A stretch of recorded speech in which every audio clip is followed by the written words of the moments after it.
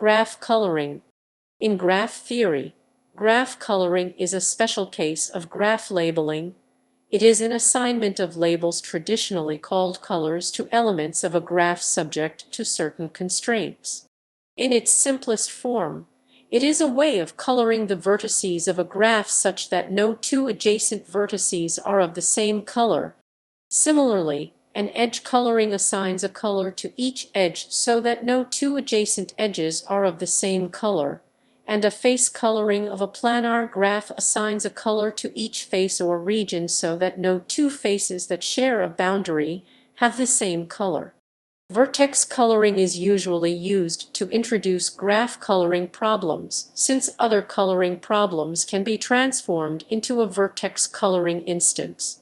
For example, an edge coloring of a graph is just a vertex coloring of its line graph, and a face coloring of a plane graph is just a vertex coloring of its dual.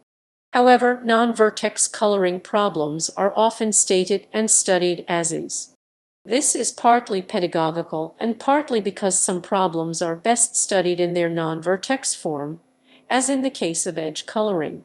The convention of using colors originates from coloring the countries of a map where each face is literally colored. This was generalized to coloring the faces of a graph embedded in the plane. By planar duality, it became coloring the vertices, and in this form it generalizes to all graphs. In mathematical and computer representations, it is typical to use the first few positive or non-negative integers as the colors. In general, one can use any finite set as the color set. The nature of the coloring problem depends on the number of colors but not on what they are. Graph coloring enjoys many practical applications as well as theoretical challenges. Beside the classical types of problems, different limitations can also be set on the graph, or on the way a color is assigned, or even on the color itself. It has even reached popularity with the general public in the form of the popular number puzzle Sudoku. Graph coloring is still a very active field of research.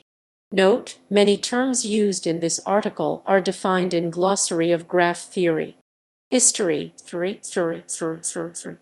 The first results about graph coloring deal almost exclusively with planar graphs in the form of the coloring of maps. While trying to color a map of the counties of England, Guthrie's brother passed on the question to his mathematics teacher Augustus de Morgan at University College, who mentioned it in a letter to William Hamilton in 1852. Arthur Cayley raised the problem at a meeting of the London Mathematical Society in 1879. The same year, Alfred Kemp published a paper that claimed to establish the result, and for a decade the four-color problem was considered solved. For his accomplishment, Kemp was elected a Fellow of the Royal Society and later President of the London Mathematical Society. In 1890, Heawood pointed out that Kemp's argument was wrong. However, in that paper he proved the five-color theorem, saying that every planar map can be colored with no more than 5 colors, using ideas of Kemp.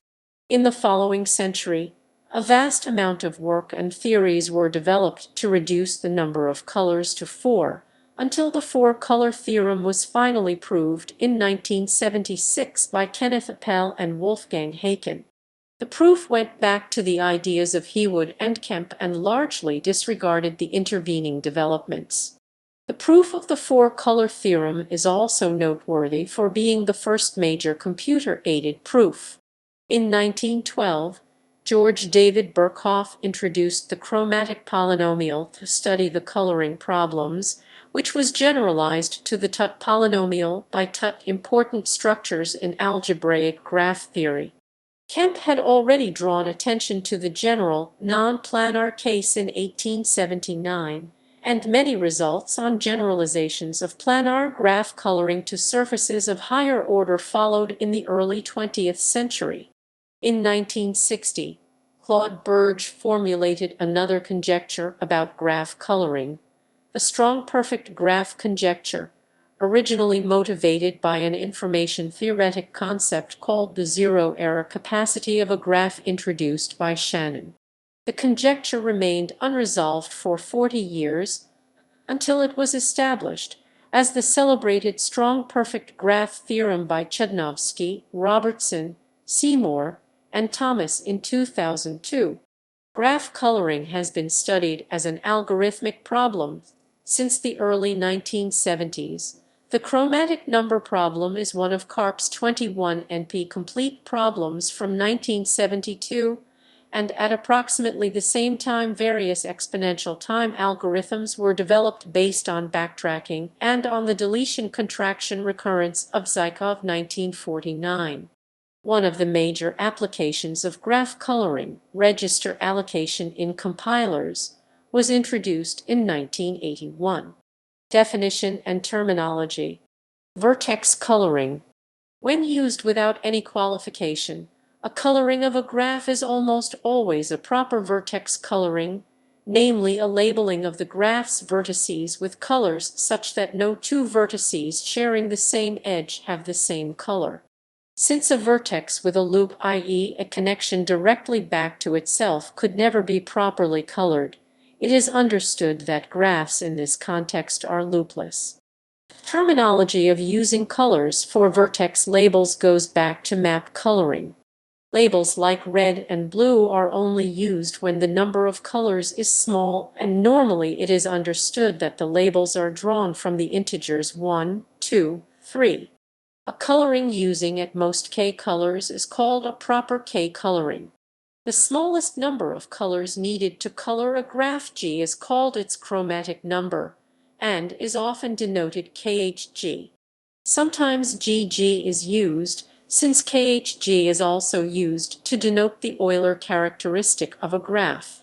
A graph that can be assigned a proper k coloring is k-colorable, and it is k-chromatic if its chromatic number is exactly k. A subset of vertices assigned to the same color is called a color class. Every such class forms an independent set. Thus, a k-coloring is the same as a partition of the vertex set into k-independent sets, and the terms k-partite and k-colorable have the same meaning. Chromatic polynomial. The chromatic polynomial counts the number of ways a graph can be colored using no more than a given number of colors. For example, using 3 colors, the graph in the adjacent image can be colored in 12 ways. With only 2 colors, cannot be colored at all. With 4 colors, it can be colored in 24 plus 4, 12 equals 72 ways, equals 24 valid colorings. Every assignment of 4 colors to any 4-vertex graph is a proper coloring, and for every choice of 3 of the 4 colors, there are 12 valid 3 colorings. So, for the graph in the example, a table of the number of valid colorings would start like this. The chromatic polynomial is a function Pg, T, that counts the number of T colorings of G. As the name indicates, for a given G, the function is indeed a polynomial in T. For the example graph Pg, T equals TT1 twat 2, and indeed Pg 4 equals 72. The chromatic polynomial includes at least as much information about the colorability of G as does the chromatic number. Indeed, kh is the smallest positive integer that is not a root of the chromatic polynomial khg equals min k, pg k0, display style chi g equals min k colon pg k0 Edge coloring. An edge coloring of a graph is a proper coloring of the edges, meaning an assignment of colors to edges so that no vertex is incident to 2 edges of the same color. An edge coloring with k colors is called a k-edge coloring and is equivalent to the problem of partitioning the edge set into k matchings. The smallest number of colors needed for an edge coloring of a graph G is the chromatic index, or edge chromatic number kh. A Tate coloring is a 3-edge coloring of a cubic graph. The four-color theorem is equivalent to the assertion that every planar cubic bridgeless graph admits a Tate coloring. Total coloring. Total coloring is a type of coloring on the vertices and edges of a graph. When used without any qualification, a total coloring is always assumed to be proper in the sense that no adjacent vertices, no adjacent edges, and no edge and its end vertices are assigned the same color. Unlabeled coloring. An unlabeled coloring of a graph is an orbit of a coloring under the action of the automorphism group of the graph. If we interpret a coloring of a graph on D \displaystyle D vertices as a vector in ZD \displaystyle math ZD, the action of an automorphism, a permutation of the coefficients of the coloring. There are analogues of the chromatic polynomials which count the number of unlabeled colorings of a graph from a given finite color set. Properties. Upper bounds on the chromatic number. Assigning distinct colors to distinct vertices always yields a proper coloring, so 1 equals khg equals n \displaystyle 1 \lec chi g \lec n. The only graphs that can be one-colored are edgeless graphs. A complete graph K and \displaystyle Kn of n vertices requires khkn equals n \displaystyle chi kn equals n colors. In an optimal coloring, there must be at least one of the graphs and edges between every pair of color classes, so khg1 equals 2m \displaystyle chi g chi g1 lec 2. If G contains a clique of size k, then at least k colors are needed to color that clique. In other words, the chromatic number is at least the clique number khg equals og \displaystyle chi g jec omega g. For perfect graphs, this bound is tight. Finding cliques is known as the clique problem. More generally, a family f \displaystyle mathcal f of graphs is kh \displaystyle chi bounded if there is some function c \displaystyle c such that the graphs g \displaystyle g in f \displaystyle mathcal f can be colored with at most cog \displaystyle c omega g colors. For the family of the perfect graphs, this function is cog equals og \displaystyle c o. The two colorable graphs are exactly the bipartite graphs, including trees and forests. By the four-color theorem, every planar graph can be four-colored. A greedy coloring shows that every graph can be colored with one more color than the maximum vertex degree, khg equals dg plus 1 \displaystyle chi g lec delta g plus 1. Complete graphs have khg equals n \displaystyle chi g equals n and dg equals n1 \displaystyle delta g equals n1.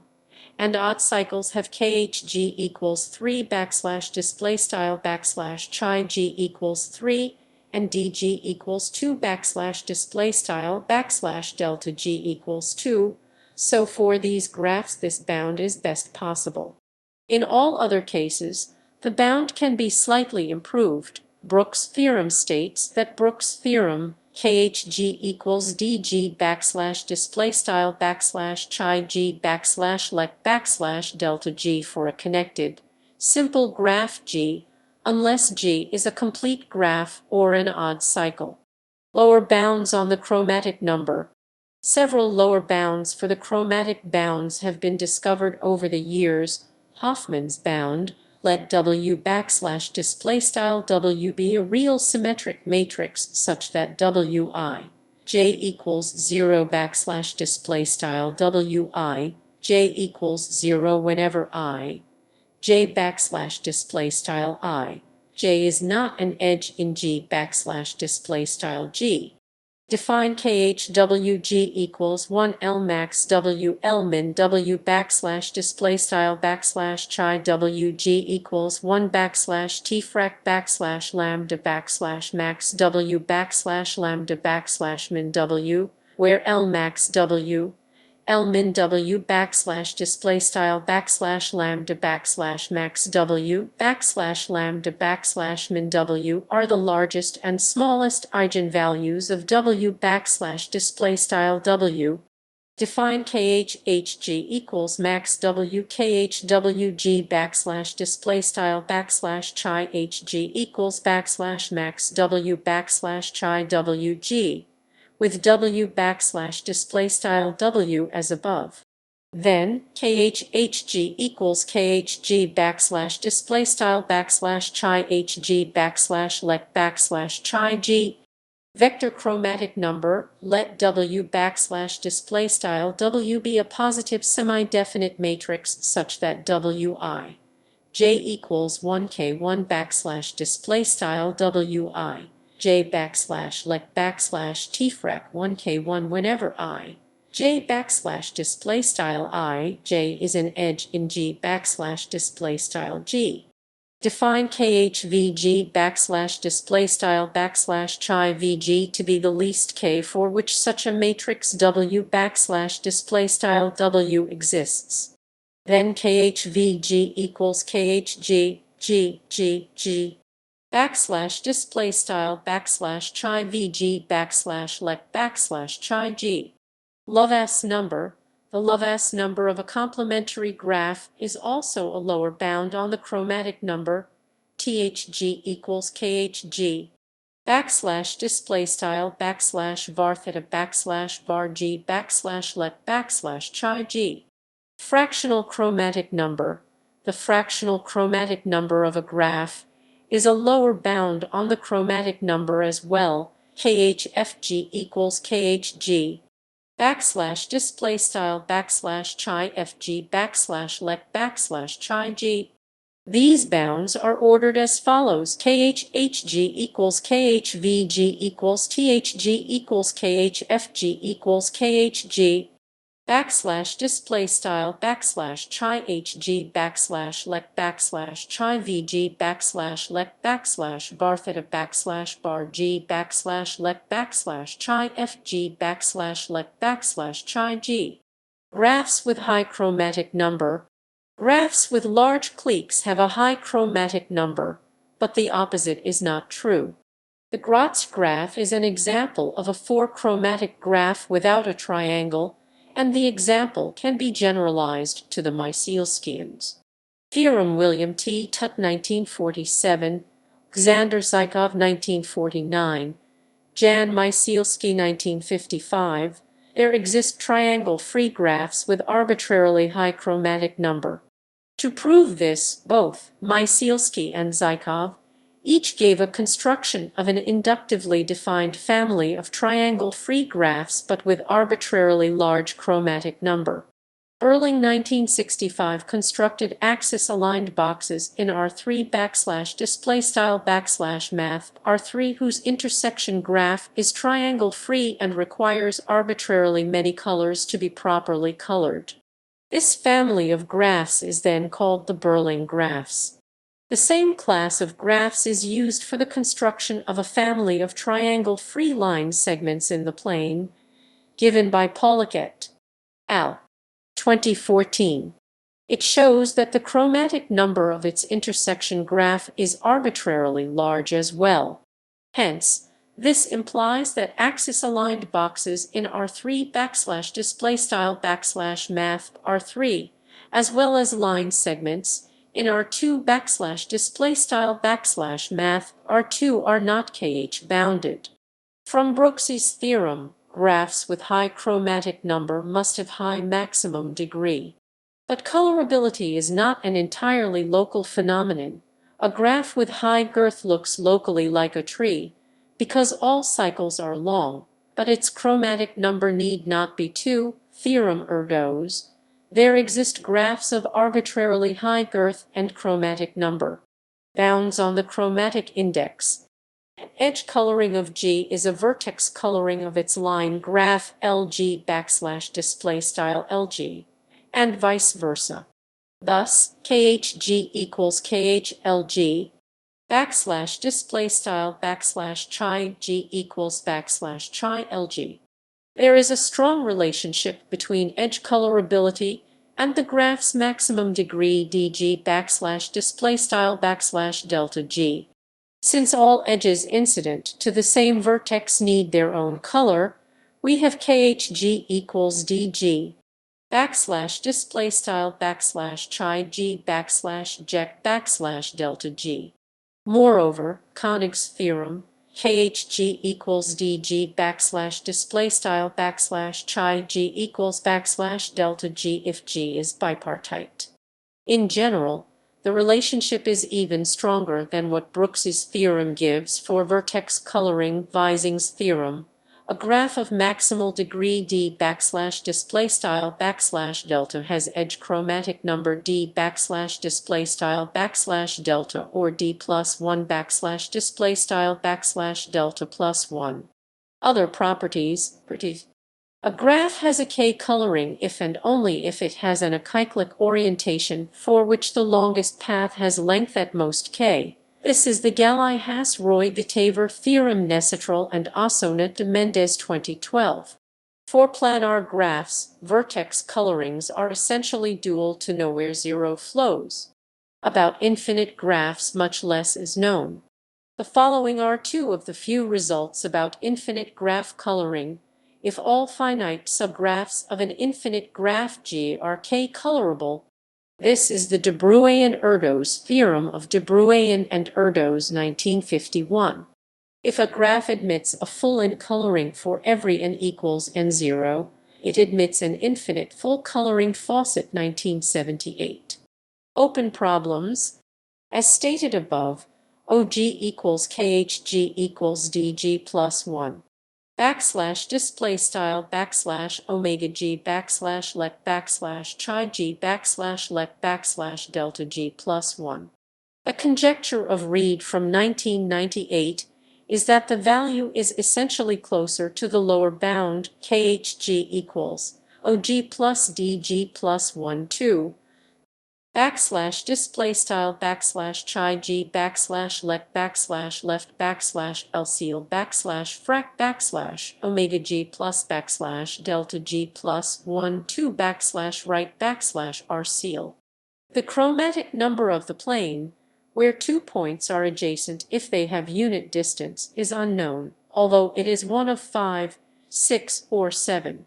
Other open problems concerning the chromatic number of graphs include the Hadwiger conjecture stating that every graph with chromatic number K has a complete graph on K vertices as a minor, the Erdoes-Faber-Lovász conjecture bounding the chromatic number of unions of complete graphs that have at most one vertex in common to each pair, and the Albertson conjecture that among K-chromatic graphs the complete graphs are the ones with smallest crossing number. When Birkhoff and Louis introduced the chromatic polynomial in their attack on the four-color theorem, they conjectured that for planar graphs G, the polynomial PG, T display style PG, T has no zeros in the region 4 display style 4 inf tie. Although it is known that such a chromatic polynomial has no zeros in the region 5, it also remains an unsolved problem to characterize graphs which have the same chromatic polynomial and to determine which polynomials are chromatic. Algorithms. Polynomial time. Determining if a graph can be colored with two colors is equivalent to determining whether or not the graph is bipartite, and thus computable in linear time using breadth-first search or depth-first search. More generally, the chromatic number and a corresponding coloring of perfect graphs can be computed in polynomial time using semidefinite programming. Closed formulas for chromatic polynomial are known for many classes of graphs, such as forests, chordal graphs, cycles, wheels, and ladders, so these can be evaluated in polynomial time. If the graph is planar and has low branch width or is non-planar but with a known branch decomposition, then it can be solved in polynomial time using dynamic programming. In general, the time required is polynomial in the graph size but exponential in the branch width. Exact algorithms.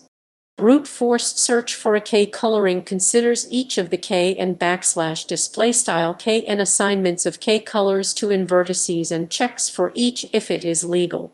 To compute the chromatic number and the chromatic polynomial, this procedure is used for every K equals 1. And 1 \display style K equals 1 \L dots and 1, impractical for all but the smallest input graphs. Using dynamic programming and a bound on the number of maximal independent sets, K colorability can be decided in time and space O2, 4423, and \display style @O2, 4423n. Using the principle of inclusion-exclusion and Yates's algorithm for the fast zeta transform, K colorability can be decided in time O2n and \display style @O and n for any K. Faster algorithms are known for 3 and 4 colorability, which can be decided in time O1. 3289 and \display style UN. 3289 n and O1. 7272 \display style UN. 7272 n, respectively. Contraction. The contraction G/UV \display style G/UV of a graph G is the graph obtained by identifying the vertices U and V and removing any edges between them. The remaining edges originally incident to U or V are now incident to their identification. This operation plays a major role in the analysis of graph coloring. The chromatic number satisfies the recurrence relation KHG equals min KHG plus UV, KHG/UV \display style \chi G equals \text min \chi G plus UV, \chi G/UV due to Zykov 1949, where U and V are non-adjacent vertices, and G plus UV \display style G plus UV is the graph with the edge UV added. Several algorithms are based on evaluating this recurrence, and the resulting computation tree is sometimes called a Zykov tree. The running time is based on a heuristic for choosing the vertices U and V. The chromatic polynomial satisfies the following recurrence relation PG-UV. K equals PG/UV, K plus PG, K \display style PG-UV, K equals PG/UV, K plus PG, K where U and V are adjacent vertices, and GUV \display style GUV is the graph with the edge UV removed. PGUV, K \display style PGUV, K represents the number of possible proper colorings of the graph, where the vertices may have the same or different colors. Then the proper colorings arise from two different graphs. To explain, if the vertices U and V have different colors, then we might as well consider a graph where U and V are adjacent. If U and V have the same colors, we might as well consider a graph where U and V are contracted. Tutt's curiosity about which other graph properties satisfied this recurrence led him to discover bivariate generalization of the chromatic polynomial, the Tutt polynomial. These expressions give rise to a recursive procedure called the deletion contraction algorithm, which forms the basis of many algorithms for graph coloring. The running time satisfies the same recurrence relation as the Fibonacci numbers, so in the worst case the algorithm runs in time within a polynomial factor of 1 plus 5 2 n plus m equals 01. 6180 n plus m \display style \left t frac 1 plus sqrt 5 2 \right n plus m equals un. 6180 n plus m for n vertices and m edges. The analysis can be improved to within a polynomial factor of the number tg \displaystyle tg of spanning trees of the input graph. In practice, branch and bound strategies and graph isomorphism rejection are employed to avoid some recursive calls. The running time depends on the heuristic used to pick the vertex pair. Greedy coloring. The greedy algorithm considers the vertices in a specific order v1 \displaystyle v1, vn \displaystyle vn, and assigns to vi \displaystyle vi the smallest available color not used by vi \displaystyle vis neighbors among v1 \displaystyle v1, vi1 \displaystyle vi1, adding a fresh color if needed. The quality of the resulting coloring depends on the chosen ordering. There exists an ordering that leads to a greedy coloring with the optimal number of khg \displaystyle \chi colors. On the other hand, greedy colorings can be arbitrarily bad. For example, the crown graph on n vertices can be two-colored, but has an ordering that leads to a greedy coloring with n/2 \displaystyle n/2 colors. For chordal graphs and for special cases of chordal graphs such as interval graphs and indifference graphs, the greedy coloring algorithm can be used to find optimal colorings in polynomial time by choosing the vertex ordering to be the reverse of a perfect elimination ordering for the graph. The perfectly orderable graphs generalize this property, but it is NP-hard to find a perfect ordering of these graphs. If the vertices are ordered according to their degrees, the resulting greedy coloring uses at most max I min dx I plus 1, I \displaystyle \text max I \text min \dx I plus 1, I \colors at most one more than the graph's maximum degree. This heuristic is sometimes called the Welsh-Powell algorithm. Another heuristic due to Brelas establishes the ordering dynamically while the algorithm proceeds, choosing next the vertex adjacent to the largest number of different colors. Many other graph coloring heuristics are similarly based on greedy coloring for a specific static or dynamic strategy of ordering the vertices. These algorithms are sometimes called sequential coloring algorithms. The maximum worst number of colors that can be obtained by the greedy algorithm by using a vertex ordering chosen to maximize this number is called the Grundy number of a graph. Parallel and distributed algorithms. In the field of distributed algorithms, graph coloring is closely related to the problem of symmetry breaking. The current state-of-the-art randomized algorithms are faster for sufficiently large maximum degree D than deterministic algorithms. The fastest randomized algorithms employ the multi-trials technique by Schneider et al. In a symmetric graph, a deterministic distributed algorithm cannot find a proper vertex coloring. Some auxiliary information is needed in order to break symmetry. A standard assumption is that initially each node has a unique identifier, for example, from the set 1, 2, n. Put otherwise, we assume that we are given n in coloring. The challenge is to reduce the number of colors from n to, e.g., d plus 1. The more colors are employed, e.g. OD instead of d plus 1, the fewer communication rounds are required. A straightforward distributed version of the greedy algorithm for d plus 1 coloring requires THN communication rounds. In the worst case, information may need to be propagated from one side of the network to another side. The simplest interesting case is an n cycle. Richard Cole and Yuzi Vishkin show that there is a distributed algorithm that reduces the number of colors from n to log n in one synchronous communication step. By iterating the same procedure, it is possible to obtain a 3-coloring of an n cycle in log * and communication steps assuming that we have unique node identifiers. The function log asterisk iterated logarithm is an extremely slowly growing function, almost constant. Hence the result. Bicol and Vishkin raised the question of whether there is a constant time distributed algorithm for 3-coloring an n cycle.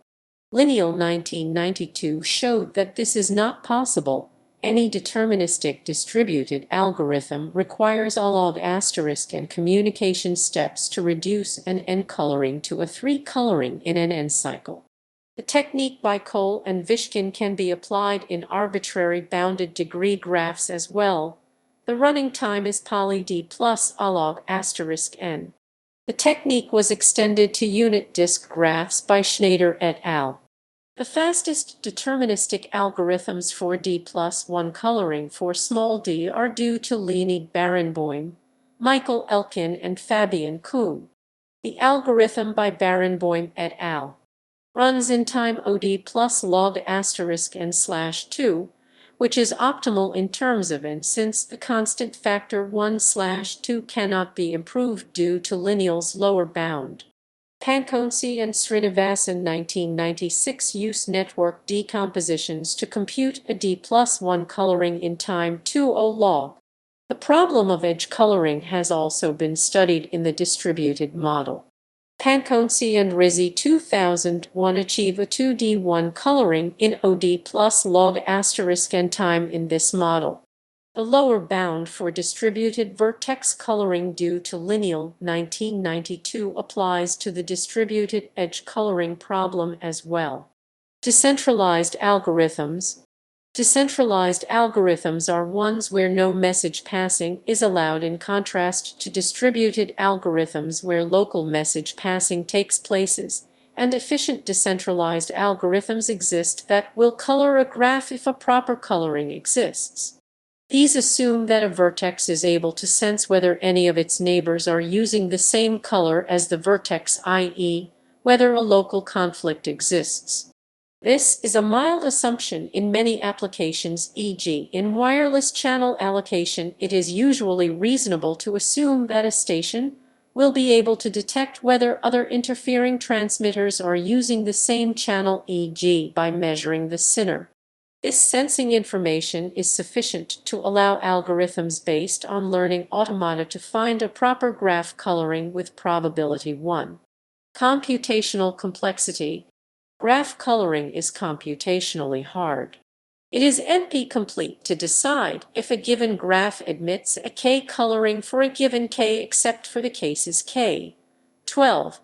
In particular, it is NP-hard to compute the chromatic number. The 3-coloring problem remains NP-complete even on 4 regular planar graphs. However, for every K3, a K-coloring of a planar graph exists by the 4-color theorem, and it is possible to find such a coloring in polynomial time. The best-known approximation algorithm computes a coloring of size at most within a factor on log into log n3 of the chromatic number. For all E0, approximating the chromatic number within non-E is NP-hard.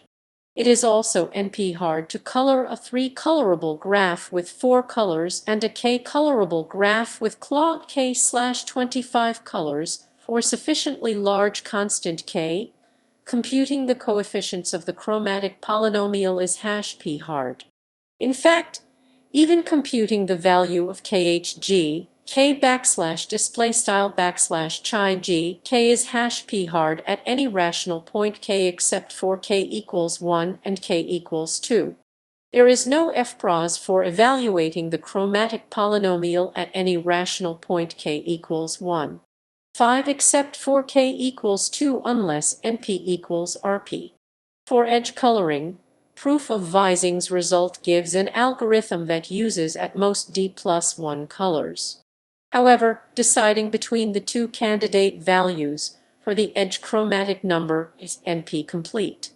In terms of approximation algorithms, Vizing's algorithm shows that the edge chromatic number can be approximated to within 4/3, and the hardness result shows that no 4/3E algorithm exists for any E0 unless P equals NP. These are among the oldest results in the literature of approximation algorithms, even though neither paper makes explicit use of that notion. Applications: scheduling, vertex coloring models to a number of scheduling problems. In the cleanest form, a given set of jobs need to be assigned to time slots. Each job requires one such slot. Jobs can be scheduled in any order, but pairs of jobs may be in conflict in the sense that they may not be assigned to the same time slot, for example, because they both rely on a shared resource. The corresponding graph contains a vertex for every job and an edge for every conflicting pair of jobs. The chromatic number of the graph is exactly the minimum makespan, the optimal time to finish all jobs without conflicts. Details of the scheduling problem define the structure of the graph. For example, when assigning aircraft to flights, the resulting conflict graph is an interval graph, so the coloring problem can be solved efficiently. In bandwidth allocation to radio stations, the resulting conflict graph is a unit disk graph, so the coloring problem is 3-approximable. Register allocation. A compiler is a computer program that translates one computer language into another. To improve the execution time of the resulting code, one of the techniques of compiler optimization is register allocation, where the most frequently used values of the compiled program are kept in the fast processor registers. Ideally, values are assigned to registers so that they can all reside in the registers when they are used. The textbook approach to this problem is to model it as a graph coloring problem. The compiler constructs an interference graph where vertices are variables and an edge connects two vertices if they are needed at the same time. If the graph can be colored with k colors, then any set of variables needed at the same time can be stored in at most k registers. Other applications. The problem of coloring a graph arises in many practical areas such as pattern matching, sports scheduling, designing seating plans, exam timetabling, the scheduling of taxis, and solving Sudoku puzzles. Other colorings, rings, Ramsey theory. An important class of improper coloring problems is studied in Ramsey theory, where the graph's edges are assigned to colors, and there is no restriction on the colors of incident edges. A simple example is the friendship theorem, which states that in any coloring of the edges of K6 \K6, the complete graph of 6 vertices, Ramsey theory is concerned with generalizations of this idea to seek regularity amid disorder, finding general conditions for the existence of monochromatic subgraphs with given structure. Other colorings, rings. Coloring can also be considered for signed graphs and gain graphs. Notes.